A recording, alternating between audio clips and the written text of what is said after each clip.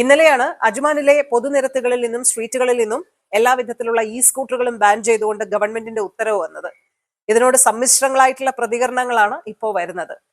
ഒരു വിഭാഗം ആളുകളെ സംബന്ധിച്ചിടത്തോളം, യാത്രക്കാരെ സംബന്ധിച്ചിടത്തോളം സ്കൂട്ടർ ബാൻ ഏർപ്പെടുത്തിയത് നല്ല ബുദ്ധിമുട്ടുണ്ടാക്കും എങ്കിലും പൊതുജനങ്ങളെ അവരുടെ സുരക്ഷയെ കരുതുമ്പോൾ ഇതൊരു നല്ല തീരുമാനമാണ് എന്ന് അഭിപ്രായപ്പെടുന്നവരാണ് ഏറിയ പങ്കും. സമ്മിശ്രങ്ങളായിട്ടുള്ള പ്രതികരണങ്ങളാണ് ആളുകൾ നൽകുന്നത്. കഴിഞ്ഞ ദിവസമാണ് സ്കൂട്ടറുകളുടെ ഉപയോഗം പ്രത്യേകിച്ച് പബ്ലിക് സ്ട്രീറ്റുകളിലും പൊതുനിരത്തുകളിലും കർശനമായി നിരോധിച്ചുകൊണ്ട് അജ്മാൻ ഗവൺമെന്റ് ഉത്തരവിറക്കിയത്. സ്കൂട്ടറുകളുമായി ബന്ധപ്പെട്ട് കഴിഞ്ഞ മാസം ഒരു അഡ്വൈസറി, ഒരു മാർഗനിർദ്ദേശം ഗവൺമെന്റ് നടത്തിയിരുന്നു. പ്രത്യേകിച്ച് സ്കൂട്ടറുകളും ബൈസിക്കിളുകളും ഒക്കെ ഉപയോഗിക്കുമ്പോൾ പാലിക്കേണ്ട സുരക്ഷാപരമായിട്ടുള്ള മുൻകരുതലുകളും കാര്യങ്ങളും ഒക്കെ നൽകിയിരുന്നുവെങ്കിൽ പോലും ആത്യന്തികമായി ബാനിലേക്ക്, നിരോധനത്തിലേക്ക് ഗവൺമെന്റ് എത്തുന്ന ഒരു സാഹചര്യമാണ് ഉണ്ടായത്. 2024 മാത്രം 254 ആക്സിഡന്റുകളാണ് സ്കൂട്ടറുകളും ബൈസിക്കിളുകളും മൂലം മാത്രം ഇവിടെ ഉണ്ടായത്.